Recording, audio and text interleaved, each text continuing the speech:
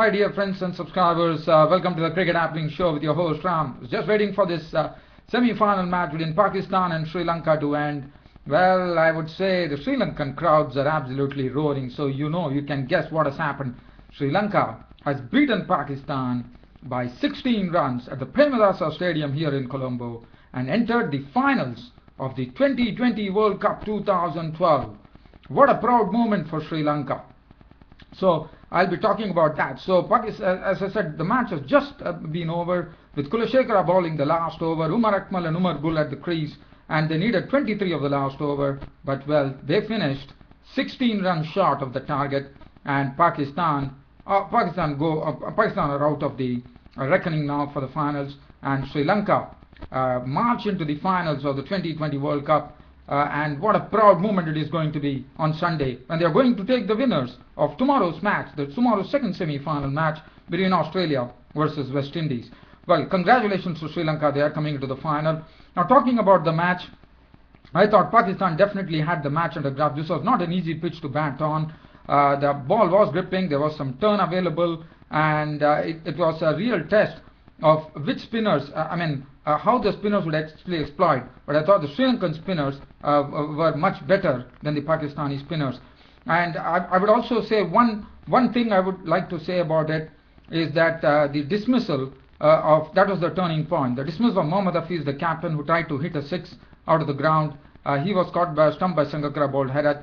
And the other turning point, Shahid Afridi, the very first ball, he couldn't read the arm ball from Rangana Herath, which kept on coming straight. He was playing for the turn, but the ball went and knocked off. In fact, his stumps were knocked off. And that was a big blow, bitter blow for Pakistan, because at a time when they were looking at strength at 91 for 4, they succumbed to 91 for 6. With 2 wickets and 2 deliveries by Rangana Herath was brought into the team today, and I thought it was a very wise move on the part of the Sri Lankan think tank to bring in Rangana Herath and actually not give Akila Dharanjaya, who was actually into his 19th birthday today, but they still didn't give him the chance. They went for an experienced hand like Rangana Herath. I thought that was a very good move, and probably it could have also been influenced by the fact that Rangana Herath has always done well against Pakistan, as you would probably see from the records. Now looking at this particular match, Sri Lanka were the ones who won the toss and elected to bat, and initially Sohail Tanvir was getting the ball to really jag in and jag out. He was bowling excellently. I was a bit surprised when I saw Sohail Tanvir, who didn't complete his full quota. In fact, he bowled only 3 overs for 11 runs. I would have probably seen him bowl his 4th over too, because he was bowling very well. In fact, so he got his place into the team there. And Jayawardene and Dilshan opened. And Jayawardene, what to say about Jayawardene? The captain is pretty determined, I suppose, to lift the cup for the host Sri Lanka. And Jayawardene was absolutely confident. His strokes, he makes batting look very easy. He was easing the ball into the field. He was hitting those strokes on the onside. He was swinging he was trying to hit it over mid-wicket. And Dilshan today was a very sedate partner. It was probably there was a ploy on the part of the Sri Lankan players team to really blunt this the Pakistani spin attack. Because Saeed Ajmal, for the first time, got a real tap today. 4 overs, went for 33 runs and 1 wicket. But Jayawardene was playing him very well. And Dilshan, as I said, he was just rotating the strike. In between, it was interspersed with some strokes. Other than that, Dilshan was just playing second fiddle. And if you look at Jayawardene, Dilshan was taking it down well. And then Jayawardene was the first to go. And Shahid Afridi gave them the breakthrough when Mahela Jayawardene got caught by Raza Hassan. All the bowling of Afridi for 42 of 36 balls with 7 fours.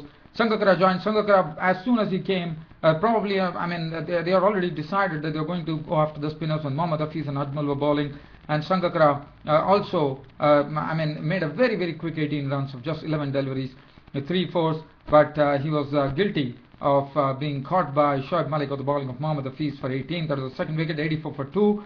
Dilshan was there, and Dilshan, as I said, was only rotating the strike, even though Sangakkara was gone when Jivanta Mendis came also. If you see Dilshan's knock, that was a bit surprising, because probably it was under, they had a real game plan here, according to me, Sri Lanka. They had decided that Dilshan is going to be the one who is going to stay there as long as possible, and the other ones are going to play the strokes. And that's what was happening, and the wickets were going. And then finally, Dilshan fell when Umar Gul actually had him LBW for 35 or 43 balls with 3 fours. Junta Mendes contributed 15 runs of 18 balls with 1-4, and after that it was at the end Sri Lanka. I thought they could. I was thinking that probably Sri Lanka got score too less, 139 probably is not going to be enough for Pakistan. But on this wicket probably it was, and also I would say some carelessness by Pakistan. Even the captain Mohammad Hafiz has to take the blame for it, for attempting a very big shot. In fact, 139 for 4 on the board for Sri Lanka. Tesra Pereira was not out on 11 of 7 balls with 2 fours. Angelo Matthews was not out on 10 of 6 balls with 1 4. 139 for 4. Bowling figures, Tainveer was really very good. 3 overs, none for 11 for him. Raza Hassan 4 overs, no maiden, none for 26. Ajmal, as I said, was very costly. 1 for 33 for him. Shahid Afridi 1 for 28. Hafiz bowled 2 overs for 12 runs, and Umar Gul went for 26 runs of his 3 overs and got 1 wicket. 139 for 4. It was a real target, and Pakistan were very equal to the task. They started off well with the openers Mohammad Hafiz and Imran Nazir hitting some boundaries, and Mohammad Hafiz also easing the ball into the fence with his strokes, and he was also looking good. He was driving well, he was lofting over the top, and everything was going well. They had added up 31 runs in almost 6 overs, and that was the time the first wicket fell, and that was Imran Nazir. Ajanta Mendes was introduced into the attack, and he immediately struck by having Imran Nazir clean bowled. In fact, Imran Nazir actually played on to the wicket of the bowling of Ajanta Mendes for 21 balls with 3 fours, and Pakistan just at that stage were 31 for 1.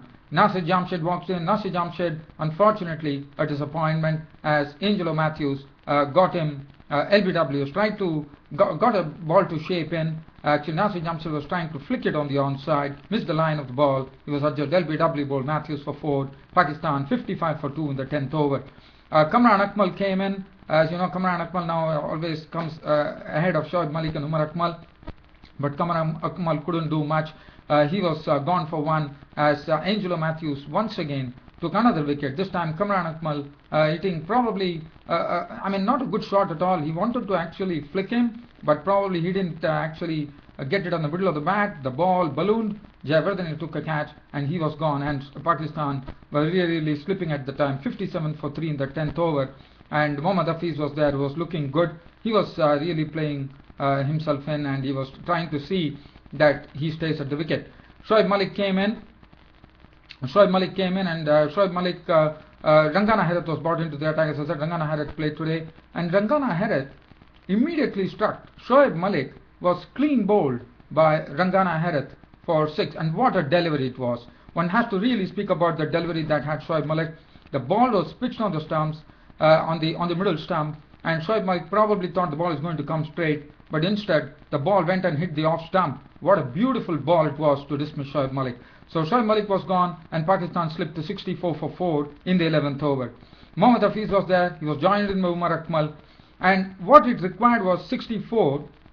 So if you see the equation, yes, there were a lot of runs to be required. I suppose there were probably 9 overs still left, but nothing to really panic. But the first ball of the I think it was the 15th over. In fact, 91 was the score at that time, and probably the pressure was really building. So I don't really blame Mohammad Hafiz. Mohammad Hafiz had to play his strokes. He had Umar Akmal at the other end, and one can't really blame Mohammad Hafiz, because Mohammad Hafiz had to play that stroke. So what he did is he had already hit 1-6 of the bowling of Rangana Herath, but now in the other over, in the 15th over, he tried to put Rangana Herath out of the ground when probably around 49 runs were required for Pakistan in probably more than 5 overs. So, but the very first ball he tried to hit him out of the ground, and that, according to me, was the turning point of the game, as Mohammad Hafiz was stumped by Sangakkara of the bowling of Herath for 42 or 40 balls with 4 fours and 1 6, and that made the score 91 for 5 as Shahid Afridi walked in. Shahid Afridi walked in, and well, he didn't even trouble the scorers. The very next ball, Rangana Herath scalped him. As I said, he got an arm ball. Shahid Afridi couldn't read it, got an edge as he tried to play for the turn, but the ball had gone and hit the stump. It was an arm ball which was delivered, went on straight, and Shahid Afridi was gone for a duck, and that made the 91 for 6, and Shahid Afridi would have been very disappointed with this. And the other thing has happened. Sohail Tanvir came in, to join Umar Akmal. Umar Akmal was there, the great Sohail Tanveer.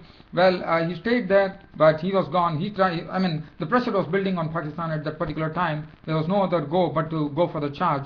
And Sohail Tanveer fell when he was stumped by Sangakkara of the bowling of Ajanta Mendes for 8 of 13 balls with 1-4. And that was the time the score became 113 for 7. And after that, from 113 for 7 in the 18th over, they had Umar Gul at the crease with Umar Akmal. And as far as Umar Akmal was concerned, it was a bit dicey for Sri Lanka. But what was good was the bowling was very, very good. Ajanta Mendes bowled the 18th over. The 19th over was bowled by Lasith Malinga, also bowled very, very tightly. He didn't allow any liberties for the batsman. And the 20th over, it came down for Pakistan to enter the final. They had to hit 23 runs off a Nuwan Kulashekara over. Umar Akmal and Umar Gul really, really struggled. In fact, all that they could do is just get 7 runs. So it was some splendid bowling by the Sri Lankan bowlers, which kept the Pakistani batsmen quiet. And in the end, if you look at the card, 123 for 7 was what Pakistan finished with, losing the match by 16 runs and losing this match and allowing Sri Lanka to march into the 2020 to the finals of the 2020 World Cup 2012. Well, as far as Umar Akmal was concerned, he contributed 29 runs of 22 balls with 3 fours. And Umar Gul at the other end was just not out on 2 of just 6 deliveries. It was all over for Pakistan. Pakistan's challenge had ended in the World Cup 2012. Angelo Matthews 4 overs, no maiden, 2 for 27, bowled well. He got those early, breakthroughs, I would say. And then Kulashekara 3 overs, none for 15, bowled well. The last over that he bowled was absolutely superb. It was under severe pressure that he bowled, but he bowled excellently. Lasith Malinga, as always, 4 overs, no maiden, none for 90. No wickets to show to his name, but pretty tight bowling. Ajanta Mendes also bowled well and took the wickets, 2 for 27. Pereira bowled 1 over for 8 runs. Rangana Herath, who was a very, very good choice with the Sri Lankans today, bowled 4 overs for 25 runs, but took 3 wickets, which was very, very important. So 123 for 7, Pakistan out. And player of the match, I am told the man of the match has gone to Mahela Jayawardene of Sri Lanka. Well, and I thought that was the right move. His captaincy was superb. He rung in the changes, and now so that's the news coming here. Sri Lanka marching into the finals of the 2020 World Cup 2012, taking on tomorrow's winners of the match between Pakistan and West Indies, which will be played tomorrow.